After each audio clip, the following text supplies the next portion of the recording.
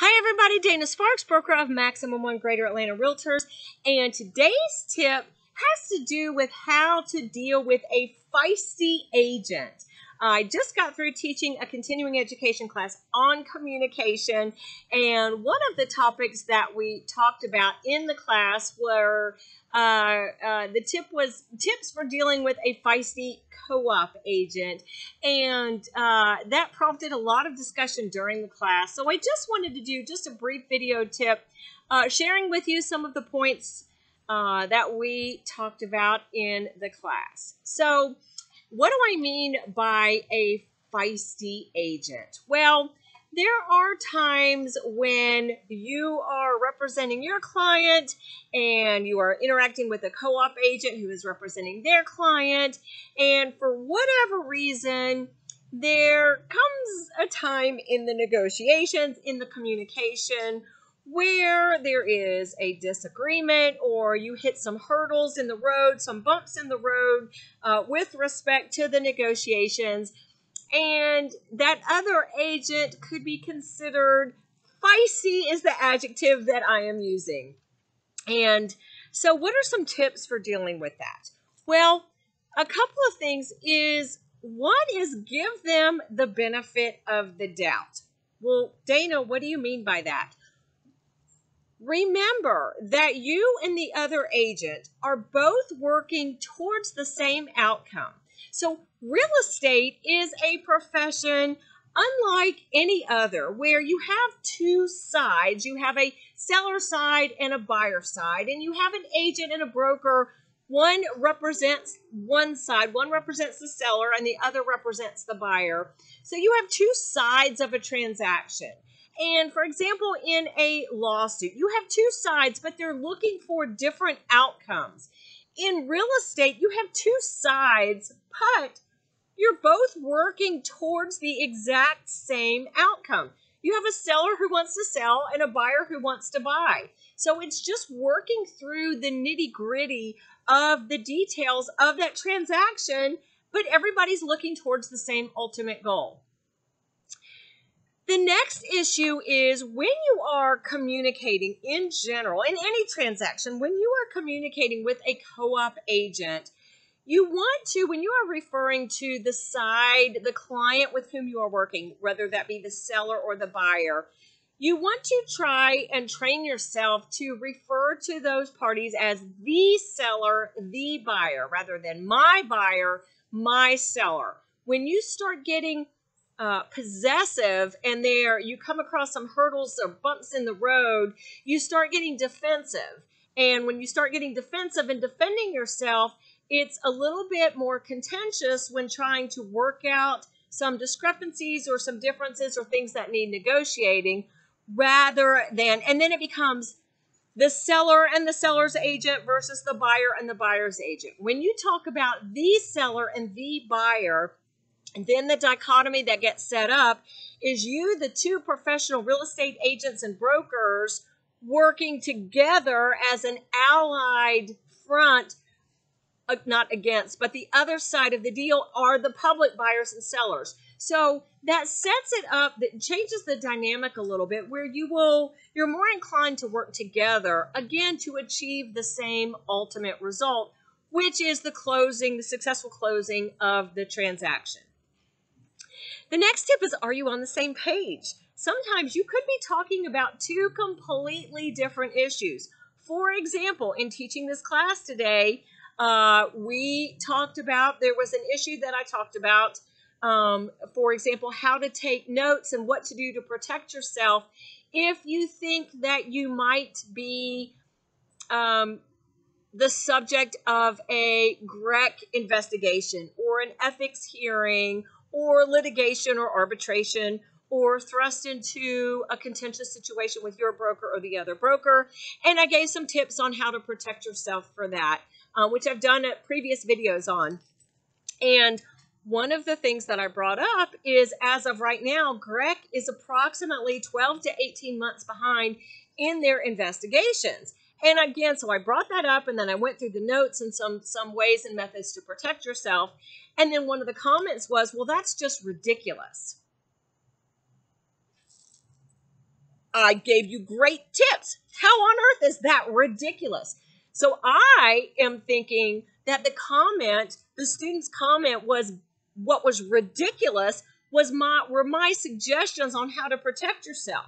Well, instead of getting defensive and trying to defend myself and being all upset about it, we further communicated, and I'm like, I'm curious as to why you think that's ridiculous. That is a brilliant way to protect yourself. And it turns out the ridiculous comment, was aimed at Greg being that far behind in investigations, 12 to 18 months behind, not on the tips I was teaching in the class. So there are a lot of times when you are not on the same page. The co-op agent could be talking about, for example, changing the sale price or contribution to closing costs or money having to do with repairs. And you could be talking about money or sale price or contributions having to do because the appraisal came in low. The one agent could be talking about a due diligence contingency, and the other agent could be talking about an appraisal or a financing contingency. One agent could be talking about repairs requested based on an independent home inspection, and the other agent could be talking about repairs mandated by an FHA or VA appraisal. So make sure you are on the same page when interacting regarding an issue with a quote-unquote feisty co-op agent. Another thing is, make sure your communication, if you are having potential issues or something that could escalate into a potential issue, do not handle it by text. Text messages can be completely misunderstood.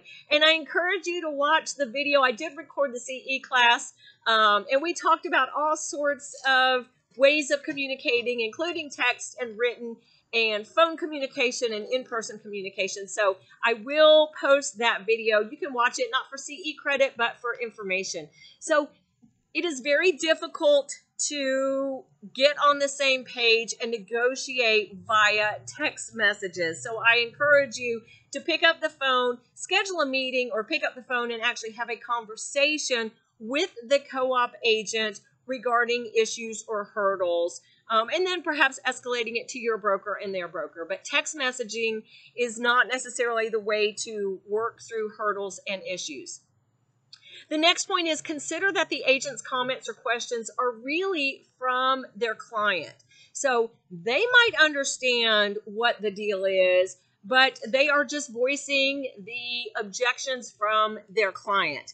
And you could be interacting with an agent who maybe isn't as strong a communicator, doesn't have as much experience, doesn't have as much knowledge on the contract, and may not know how to articulate that point with their own client. So in that situation, you might need to give your co-op agent the words that they need to have that discussion back with their own client.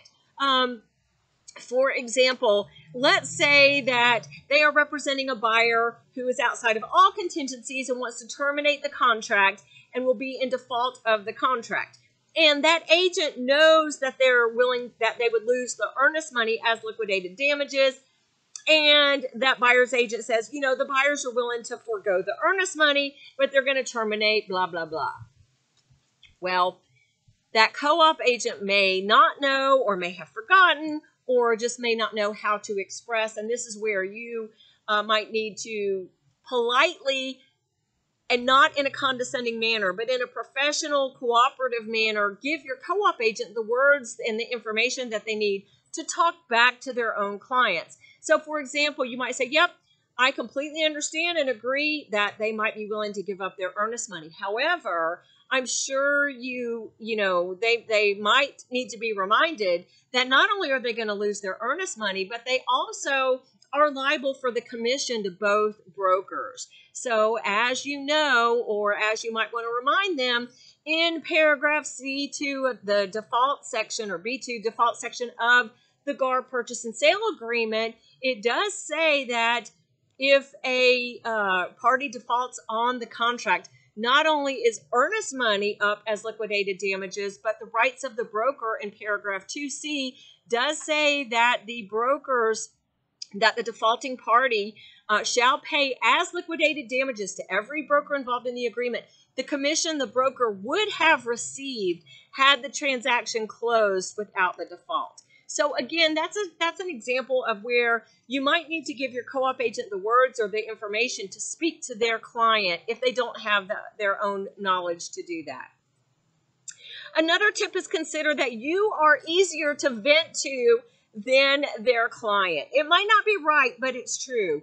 So if an agent is upset with their own client for their own client wanting to terminate or not abide by the contract, or you feel like you as agents have negotiated a great deal and then the client doesn't go for the negotiations that you have come to work out, they won't sign an amendment or the purchase and sale offer or a counter offer, then sometimes your co-op agent might be extremely frustrated with their clients, but they're not necessarily going to fuss at their clients because their clients represent a commission to them. So it's not necessarily the right thing to do, but you might be the easier one to vent their frustration to rather than their own client. Another point is perhaps your agent isn't experienced or has not ever dealt with this situation and they're just completely freaking out, and you just need to calm them down a little bit and work through the issues together.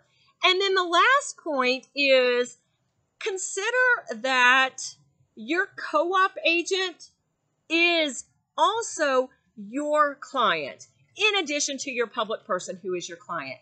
And if you interact with your co-op agent as if they too are your client, the negotiations will go a lot smoother, and any bumps and hurdles in the road you two can work through together, and that will eliminate or hopefully diminish some of the feistiness of a co-op agent. And you're thinking, Dana, why are you saying deal with my co-op agent as a client? Well, the national statistics used to be that a person moves on average once every 7 years. I believe those statistics are lengthening out, and it is a lot longer than 7 years that the average person moves. So you have a better likelihood to do business on a more frequent, more often basis with your co-op agent than you would with your public buyer or seller with whom you are working. So if you start off the relationship and continue the negotiations with your co-op agent, with the framework, with the reference that they too are your client, then that does additionally help with the communication and definitely will give you some guidance and a different frame of reference with which to deal with that person in a feisty or potentially contentious situation. I hope these communication points helped you out. I encourage you, I'll link the 2 videos below that I reference. One is how to protect yourself if you know there's going to be a GREC investigation or an ethics hearing, and as well as the link to the CE class, Say What? Mastering Communication in Real Estate. Thank you guys so much for watching. Dana Sparks, broker of Maximum One Greater Atlanta Realtors, satisfying your needs with service, innovation, and education. Bye. If you like that video, check out the one here. If you like the content on this entire channel, please click here to subscribe. I try to take even the most complicated of real estate situations and make them crystal clear. See what I did there? Real estate made crystal clear. Thank you guys so much for watching.